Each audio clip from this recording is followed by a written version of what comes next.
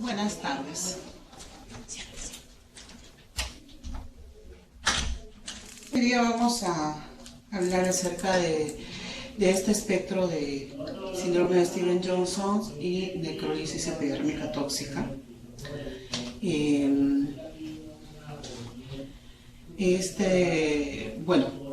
Como antecedentes, estos cuadros fueron descritos no tan hace mucho. El síndrome de Stevens-Johnson fue descrito por primera vez en 1922 como lo que es un síndrome agudo mucocutáneo que se observó en dos jóvenes, y en 1956 Lyell describió 4 pacientes con una erupción que asemejaba una escaladura en la piel, y él denominó necrólisis epidérmica tóxica, nombre que hasta la actualidad mantiene. Y a la luz de lo que se ha ido evaluando a lo largo de estos años, ambos cuadros son considerados como los dos lados del espectro de una reacción adversa, básicamente a drogas, que difieren en cuanto a su grado de compromiso cutáneo y obviamente el pronóstico. Si bien estas condiciones se estudian, se mencionan bastante, son condiciones raras y que se tienen en cuenta dada la severidad de estos cuadros. El síndrome de Stevens-Johnson tiene una incidencia de 1 a 7 por millón de habitantes por año, y la necrólisis epidérmica tóxica entre 0.4 a 1.5 casos por millón de habitantes. La trascendencia es que tiene un impacto, el impacto en la incidencia lo marcan las diferencias regionales en cuanto no solamente a la prescripción de fármacos, sino también los factores genéticos y la coexistencia de enfermedades, incluyendo las de causa infecciosa, malignidades y la terapia de este tipo de radiación, ¿no? Que puede también estar involucrada. Acerca de las causas, de cómo se da estos síndromes, un grupo de estudios mostró una fuerte asociación entre características o factores genéticos, el HLA-B 1502, y la asociación con Stevens-Johnson y carbamazepina en Chinos-Han, con un riesgo incrementado, le confería 22.504 de posibilidades de riesgo a este grupo de desarrollar justamente Stevens-Johnson. En este caso, otra asociación que se encontró justamente con Chinos-Han fue con la del HLA-B 5801, Chinos-Han y alopurinol. Cuando se ha tratado de demostrar este tipo de riesgos con ese grupo con ese grupo de características genéticas, por ejemplo en población pacientes europeos, se ha demostrado que así compartan estas características genéticas,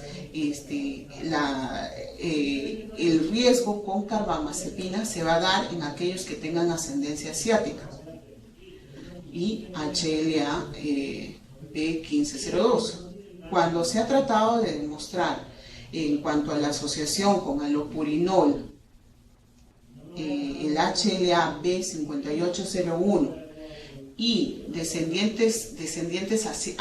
personas con ascendencia asiática en poblaciones europeas, se ha demostrado que en este caso la asociación con el riesgo de alopurinol es independiente del antecedente étnico, ¿no? Pero con el mismo HLA-B5801. Si bien la patogénesis no está del todo aclarada, lo que se plantea es una reacción de sensibilidad mediada por células a determinadas drogas. Lo que se observa es que lo que se plantea es que los medicamentos, determinadas drogas, se van a unir a complejos de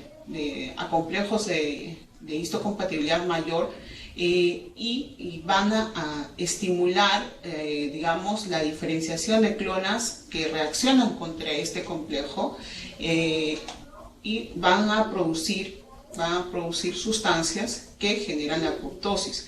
Una de estas sustancias que se producen por las células citotóxicas es la granuloglicina, que es una de las que está principalmente involucrada, según los hallazgos de investigación, con lo que son los procesos de apoptosis, además de el FAS y el FAS ligando, que van a generar, una vez que se activa el FAS ligando, la respuesta apoptótica intracelular.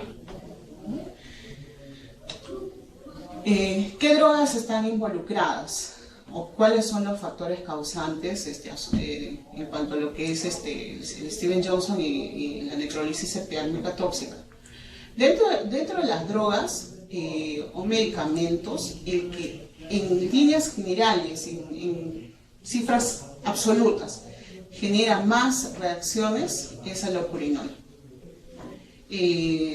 Antibióticos tipo sulfonamidas, los anticonvulsivantes, carbamazepina, fenobarbital, fenitoína, nevirapina, lamotrigina también están asociados.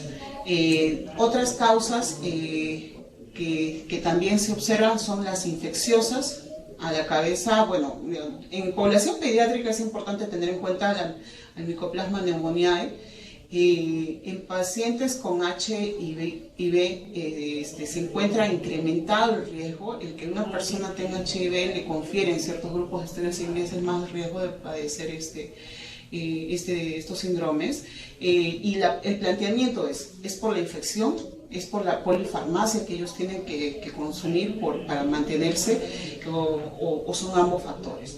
Se ha asociado también en población pediátrica de hepatitis viral A, malignidades que podrían generar o gatillar este tipo de reacciones, la radioterapia asociada a ellos, enfermedades autoinmunes, lupus eritematoso sistémico, vasculitis autoinmunes y otras condiciones autoinmunes también se han identificado como causantes de Stevens-Johnson y necrólisis epidérmica tóxica. Y también algunos reportes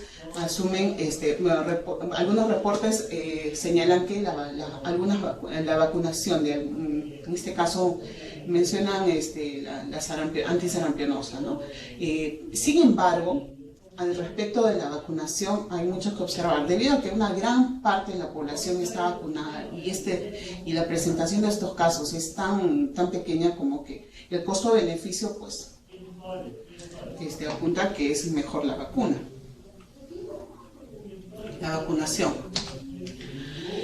Bien, cuando una persona, estábamos hablando acerca de los causantes, y cuando se trata de medicamentos, lo que se observa es que la reacción de Stevens-Johnson o necrólisis epidérmica tóxica se va a presentar aproximadamente dentro de las 8 semanas de haber ingerido el medicamento. Cuando son dosis altas de medicamentos, el riesgo es mayor, y cuando la vida media del medicamento es prolongada, también el cuadro puede asociarse a mayor severidad del cuadro. ¿Qué características va a presentar una persona en la fase aguda? Los primeros días lo que va a presentar es básicamente síntomas inespecíficos, como una coriza, como una fiebre, como un resfrío, fiebre, malestar, mialgias, artralgias, disfagia, fotofobia y ardor conjuntival, como un resfrío. A esto, a un día o 3 días después de haberse iniciado estos síntomas inespecíficos, se van a asociar los síntomas mucocutáneos. En cuanto a lo que es el compromiso de piel propiamente, se va a presentar primero las lesiones maculares oscuras en la zona torácica, preesternal y rostro, y una de las zonas que tempranamente también se activa son las palmas y plantas. No siendo así las partes dorsales y las partes acrales, que no sean palmas y plantas. Habitualmente las partes acrales, entonces, de las extremidades, con excepción de palmas y plantas, son menos comprometidas. Y a partir de lo que es rostro y región preesternal, se van a ir extendiendo simétricamente. Característicamente se trata de máculas eritematosas o purpúricas oscuras. No son unas máculas eritematosas vivas, sino unas máculas eritematosas que tienden a ir hacia lo violáceo, que va a coalescer rápidamente y que en 3 a 5 días se van a empezar a desprender y, de su base, y van a formar, en algunos casos vamos a llegar a observar las ampollas, siendo estas lesiones ya a estas alturas Nichols positivo. En cuanto a la mucosa, lo que vamos a observar es eritema y erosiones en mucosa bucal, genital, ocular, que van a estar presentes en casi todos los pacientes. La reepitelización se va a iniciar entre la siguiente semana a 3 semanas luego de la instalación del cuadro. ¿Cuál es la característica que el síntoma que va a presentar el paciente? Dolor, sensibilidad en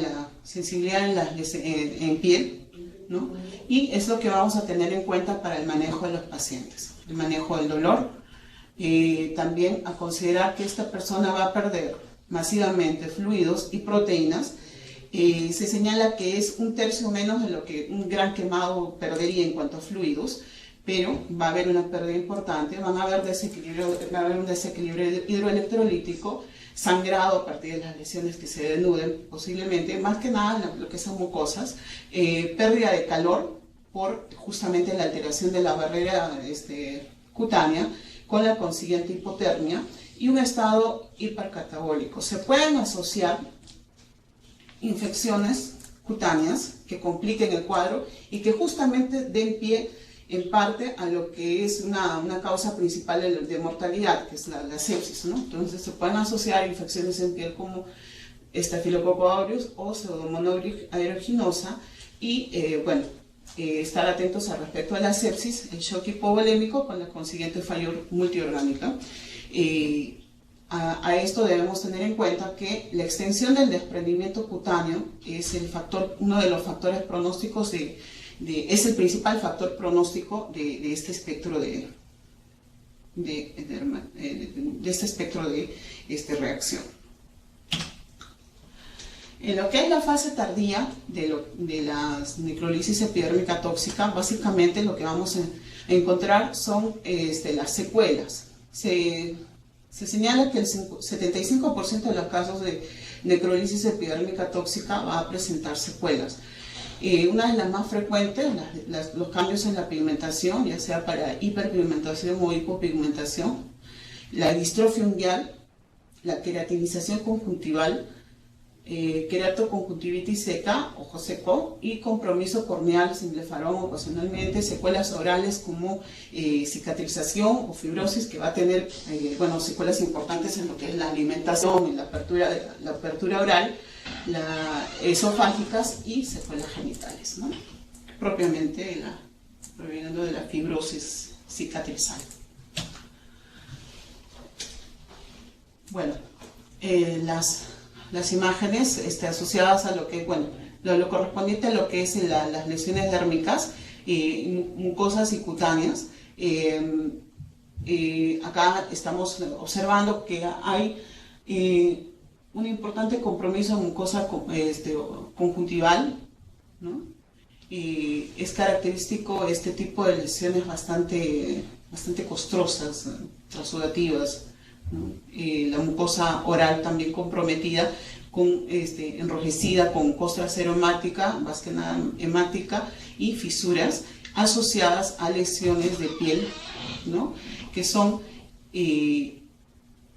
maculares, eritematosas, pero no eritematosas vivas, sino un eritematoso oscuro, ¿no? Acá ya las lesiones denudadas, ¿no? Y obviamente acá se logra ver realmente lo que es el estado general de una necrólisis epidérmica tóxica, ¿no? Serio. Lesiones denudadas, ¿no? Algunas ampollas. Estas ampollas típicamente son subepidérmicas, ¿no? Lesiones denudadas, áreas ya de desprendimiento, que son las que nosotros tenemos que considerar para lo que es la evaluación de la severidad del cuadro. Lesiones mucosas, ¿no? Mucosa oral, mucosa nasal, con la consiguiente también afectación del rostro, ¿no? en piel. También tenemos otro paciente con justamente compromiso mucoso, ¿no? Conjuntival, nasal, ¿no? Mucosa oral, y las lesiones en rostro asociadas, en tórax asociados. Vemos acá justamente ya el desprendimiento de la piel en zona preesternal.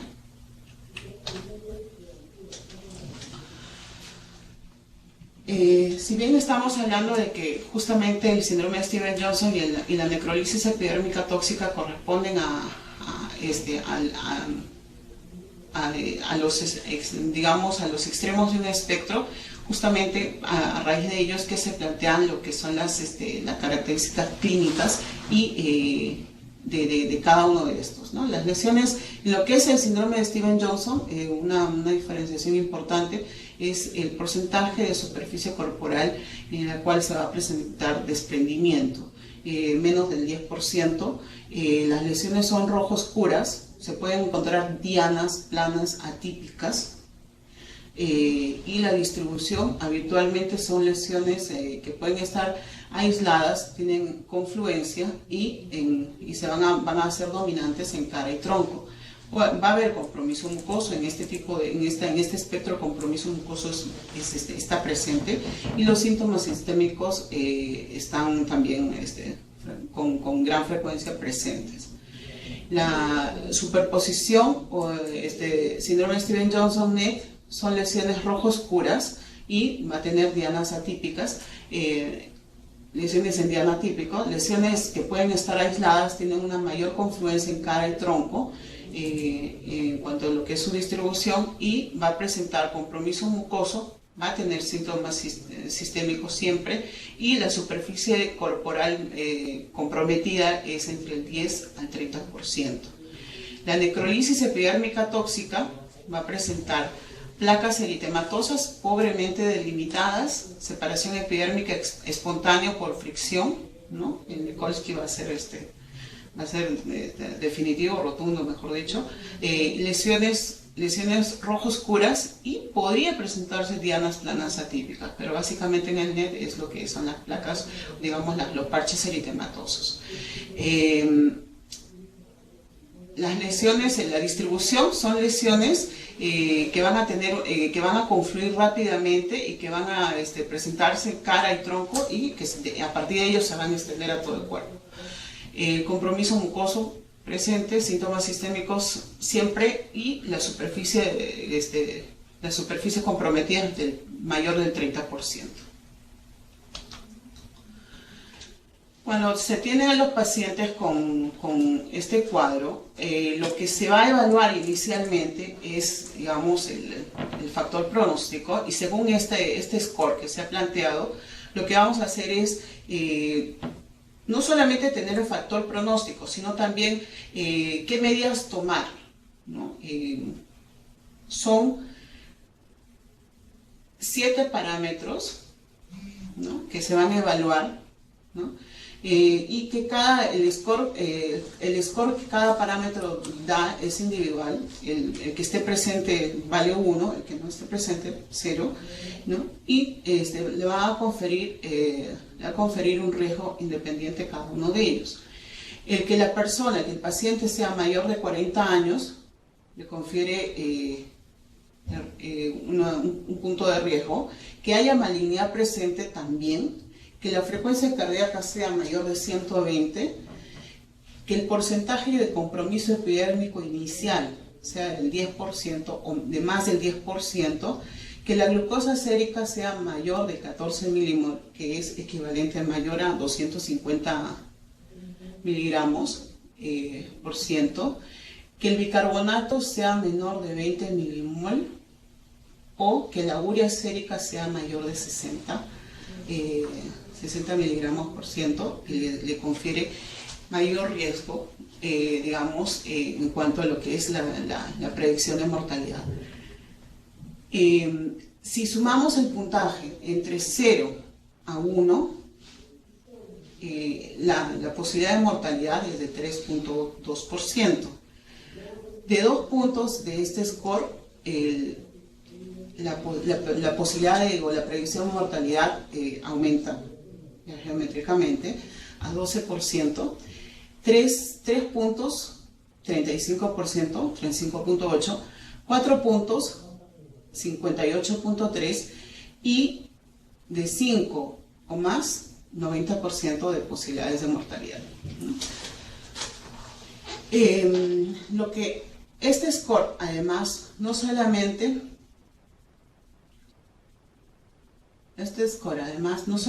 nos sirve para ver cuán comprometido está nuestro paciente, sino también qué hacer.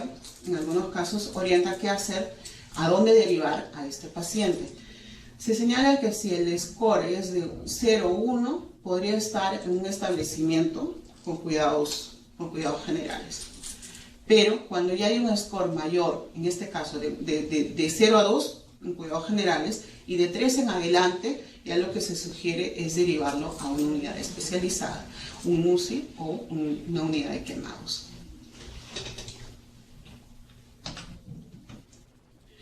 El pronóstico en líneas generales de lo que es el síndrome de Stevens-Johnson es de mortalidad es de 1 a 5%. Y recordemos que un Stevens-Johnson implica un compromiso menor del 10% de superficie corporal. Básicamente el mayor riesgo, obviamente por grado de extensión, lo va a tener la necrólisis epidérmica tóxica, cuya mortalidad está entre el 25 a 30%. Y en este caso, como decíamos, la mortalidad se va a incrementar con factores como la edad o la superficie comprometida. En cuanto a lo que son las secuelas a tener en cuenta en los pacientes con síndrome de Stevens-Johnson, y básicamente con lo que es la necrólisis epidérmica tóxica, no son infrecuentes y podrían llegar a ser severas. Por ende, no solamente es sin que reste la importancia, no solamente es la compensación de lo que es el estado metabólico, el estado hidroelectrolítico, sino el manejo por diversas especialidades. Ya que va a presentar compromiso no solamente cutáneo, sino también compromiso ocular. Estos pacientes deben ser evaluados frecuentemente por los oftalmólogos, por el área de oftalmología, neumología y también gastroenterología, porque pueden tener, además de ginecología o urología, para evitar o digamos manejar y disminuir las secuelas que van a tener por la fibrosis en estas áreas, ¿no? Acá tenemos una persona que tiene lesiones, una secuela ocular, ¿no? Estar también además con lesiones hipocrónicas y la unicodistrofia, ¿no? No quiero quitar lo más severo en este paciente es la secuela ocular, la queratoconjuntivitis. En relación al manejo de lo que es el síndrome de Stevens-Johnson y la necrólisis epidérmica tóxica. Si bien hay diversos estudios básicamente retrospectivos y de series de casos, estas series de casos no van a tener, digamos, una población muy grande como para que nosotros podamos establecer, digamos, parámetros muy claros en cuanto a lo que es el manejo del Stevens-Johnson. Si bien, además, según el Scorten, se determina que es mejor, que a partir de 3 puntos uno podría derivarlo, o es recomendable derivarlo a la unidad de quemados. Lo que se recomienda en líneas generales es que apenas tengamos un paciente con este diagnóstico, lo derivemos a la UCI o la unidad de quemados para que reciba un tratamiento, digamos, más a tiempo. Entonces, se le brinda lo que es el soporte, en las unidades especializadas, donde va a tener evaluación y mantenimiento de lo que es el estado hidroelectrolítico, control de temperatura, ¿no? Con, digamos, seguimiento de lo que son las pérdidas e ingresos que este paciente debe tener.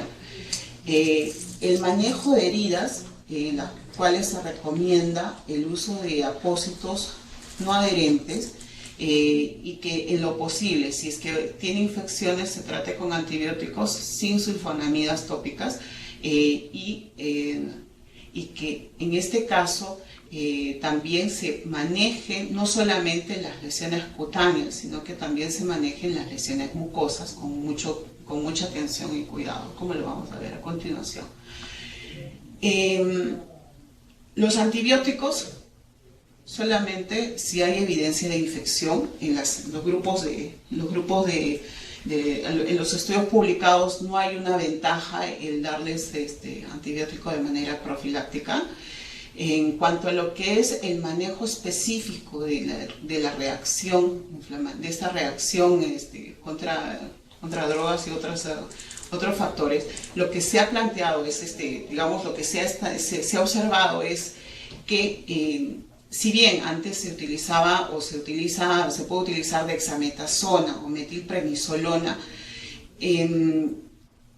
en algunas publicaciones lo que se ha observado es que este tipo de manejo con corticoides a altas dosis por pocos días podría ser de ayuda, es más, disminuiría lo que es fiebre y disminuiría lo que es la fiebre básicamente, pero no ha demostrado beneficios en lo que es la repitalización más rápida que otras alternativas. En relación a lo que es la inmunoglobulina intravenosa a altas dosis, cuyo parámetro se establece en dosis totales de 3 gramos por kilo de peso distribuidos entre 3 a 5 días, hay publicaciones que hay publicaciones en las cuales no hay una ventaja no hay una ventaja demostrable. Son publicaciones que podrían incluso contradecir unas a otras. En cuanto a lo que es el uso de ciclosporina, en este caso hay publicaciones igual. El problema acá es la serie de casos, la cantidad de casos que se publican que podrían ser determinantes o no para lo que es establecer un tratamiento, digamos, en base a estas evidencias. Con respecto a ciclosporina, lo que se observa es que a dosis de 3 miligramos por kilo de peso por 7 días y luego disminuyendo a lo largo del mes, se ha encontrado, digamos, respuesta favorable en algunos estudios publicados. Igual, reitero, los grupos de pacientes obviamente son pequeños. Otra alternativa de tratamiento que se plantea es el uso de factor de necrosis tumoral alfa. Los reportes van con infliximab. En estos casos se ha administrado 5 miligramos por kilo de peso como dosis única. En otros casos se plantea etanercept, 50 miligramos subcutáneo, dosis única. En estos dos primeros fármacos, lo que se ha observado en estos casos es respuesta rápida con mejoría y revitalización a la semana, ¿no? Con talidomida no se observa mejoría, es más, incluso las publicaciones en las cuales reportan el uso de talidomida, a estos pacientes les fue mal, el efecto pues, se considera paradójico. Y hay grupos hay publicaciones, en este caso con factor estimulante de colonias de granulocitos, en los cuales es un reporte de 2 casos, pero 2 casos severos con el 80% de superficie corporal comprometida y neutropenia, en las cuales se observó mejoría y revitalización total de las lesiones. En este caso, bueno, la administración de factor de estimulantes de colonias solamente estaba justificado por la neutropenia, y lo que se plantea es que la repitelización total también se vio, digamos, facilitada por el factor estimulante de colonias, ¿no?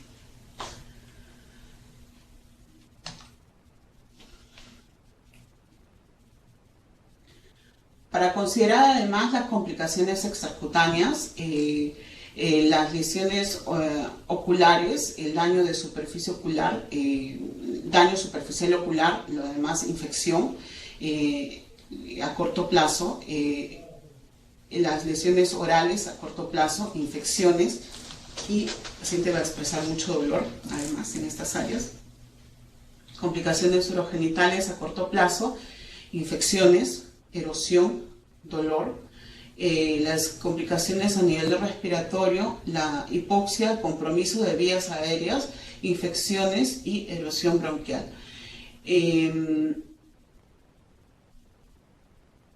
Lo que se recomienda es la evaluación por especialidades al inicio y evaluación continua de especialistas, oftalmología, gastroenterología, ginecología, urología y, bueno, en este caso el paciente, pues si va a tener compromiso respiratorio, este paciente de hecho que esté en una UCI, ¿no?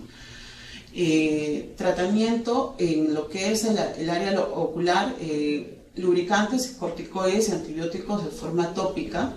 En las lesiones orales, ungüentos en mucosa oral para evitar justamente las molestias a la hora de la apertura, aseo con solución salina temperada, colutorios con corticoides y lo que se plantea también además, bueno, medidas generales tópicas, enjuagues antisépticos. En el área urogenital, ungüentos en piel urogenital, el uso de corticoides potentes para evitar justamente lo que es la fibrosis en esa área y apósitos siliconados en caso de que se presenten erosiones. Las complicaciones respiratorias en este caso se van a manejar en UCI, no hay otra. No hay otra manera y podrían algunos de ellos requerir ventilación, ¿no? Complicaciones a largo plazo a nivel ocular, ulceración corneal, conjuntival, con fibrosis, con cicatrización, ojo seco, entropión y que tengan disminuida las capacidades visuales o definitivamente la ceguera, ¿no? Lo que es mucosa oral podría presentar lo que es fibrosis, ¿no? Y esto generar limitación para la alimentación y limitación para la movilidad oral. En el área urogenital, adhesiones vaginales a nivel de introito, con la consecuente dispareunia, cicatrizaciones y discromías en esta área. Y en lo que es el aparato respiratorio, bronquitis obliterans, que es obviamente la causante de obstrucción respiratoria, ¿no?